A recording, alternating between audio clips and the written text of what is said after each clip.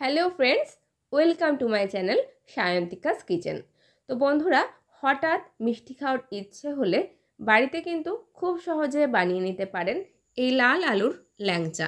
এভাবে লাল আলুর ল্যাংচা বানালে ভেতরে খুব ভালোভাবে রস ঢুকবে, ভেতরটা ভীষণ রসালো হবে, সফট হবে আর ভীষণ সুস্বাদু হবে। মনেই হবে না যে এটা বাড়িতে বানানো, মনে হবে দোকান থেকে কেনা ল্যাংচা। চলুন তাহলে আজকে রেসিপি শুরু করি। তার আগে যারা নতুন বন্ধু তারা প্লিজ আমার চ্যানেলটা সাবস্ক্রাইব করে পাশের বেল আইকনটি প্রেস করতে ভুলবেন না, তাহলে সমস্ত রেসিপি আপনাদের কাছে পৌঁছে যাবে। আমি এখানে নিয়ে নিয়েছি লাল আলু, আর লাল আলু ভালো করে ধুয়ে এর এপাশ ওপাশটা আমি কেটে নিয়েছি।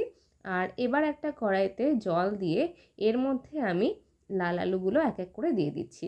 লাল আলু খাওয়া কিন্তু স্বাস্থ্যের জন্য ভীষণ উপকারী, কারণ এর মধ্যে রয়েছে পটাশিয়াম, ফাইবার, আয়রন আরও অনেক খাদ্যগুণ। এটাকে ঢাকা দিয়ে আমি সেদ্ধ করে নিলাম।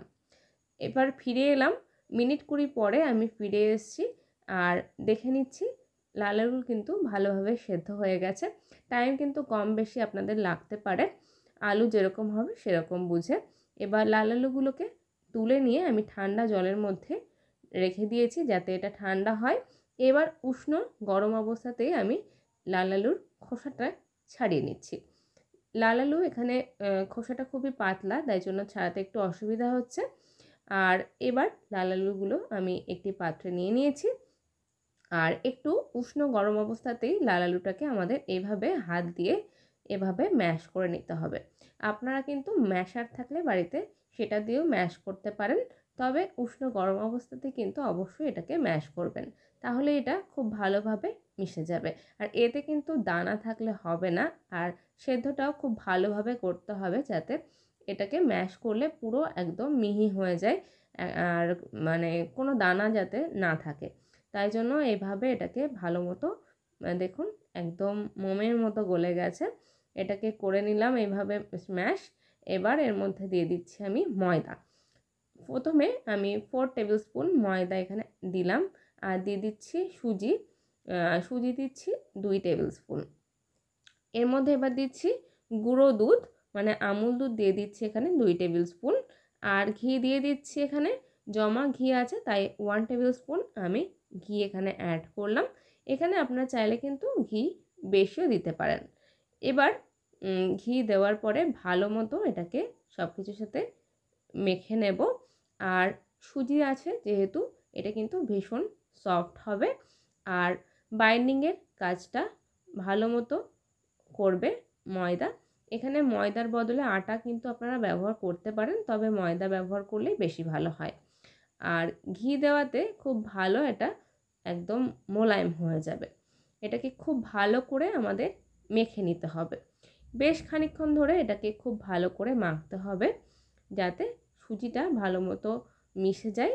আর এর মধ্যে আমি সামান্য দুধ অ্যাড করলাম, উষ্ণ গরম দুধটা দিয়ে ভালো মতো মেখে নিচ্ছি। মাখার সময় যদি বাইন্ডিংয়ের একটু মনে হয় যে নরম আছে, তাই জন্য আমি কিছুটা এখানে আরও ময়দা ব্যবহার করলাম।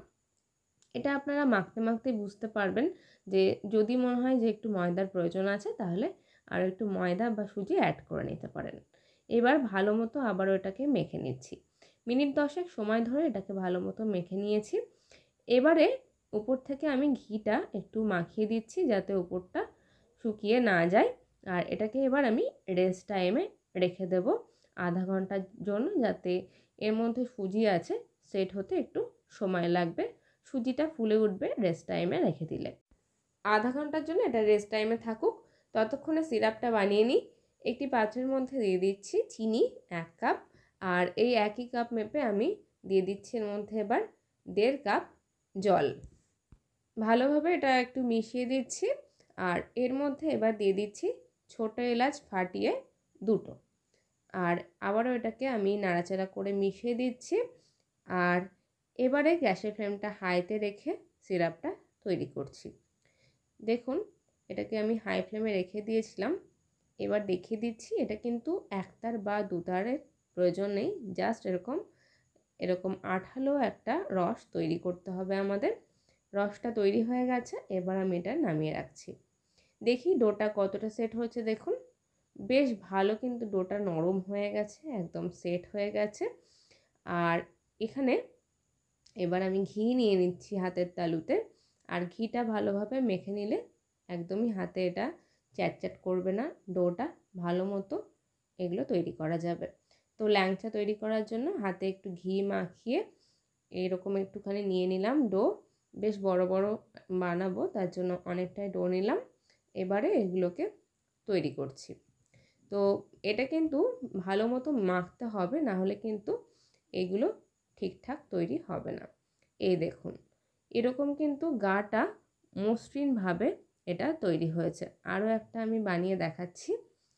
এগুলোর গা কিন্তু, ল্যাংচার গা একদম মসৃণ হতে হবে, তাহলে কিন্তু ঠিকঠাক ল্যাংচা তৈরি হবে, না হলে কিন্তু ল্যাংচা ভেঙে যেতে পারে।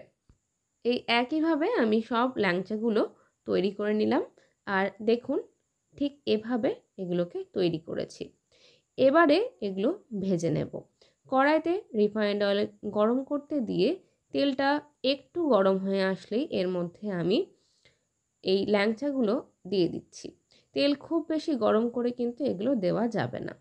আর লো ফ্লেমে এবার এগুলোকে আমি ভাজতে থাকবো আর মাঝে মাঝে নাড়াচাড়া করতে থাকবো।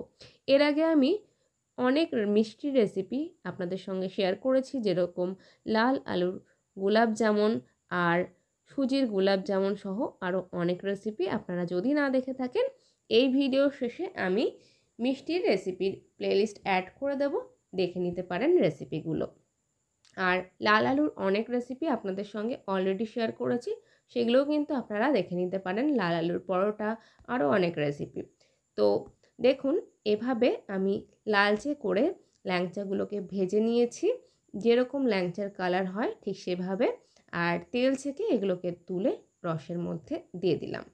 একইভাবে বাকি ল্যাংচাগুলো ভেজেও আমি রসের মধ্যে দিয়ে দিলাম। আর সবার লাস্টে এবারে গ্যাসের ফ্লেমটা মিডিয়ামে রেখে আমি ল্যাংচাগুলোকে এভাবে রসের মধ্যে একটু ফুটিয়ে নিচ্ছি। এতে খুব ভালোভাবে রস ঢুকবে মিষ্টির মধ্যে, মিষ্টিগুলো ভীষণ রসালো আর সফট হবে।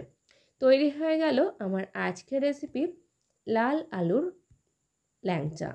তো রেসিপিটা আপনারা অবশ্যই বাড়িতে ট্রাই করে আমাকে জানাবেন রেসিপিটা আপনাদের কেমন লাগলো। আর দেখুন, একটা আমি দেখিয়ে দিচ্ছি এটা কতটা সফট আর রসালো হয়েছে, আপনারা দেখেই বুঝতে পারছেন। দেখলেন তো কত সহজে বাড়িতে থাকা উপকরণ দিয়ে আর লাল আলু দিয়ে তৈরি করে ফেললাম এই লাল আলুর ল্যাংচা।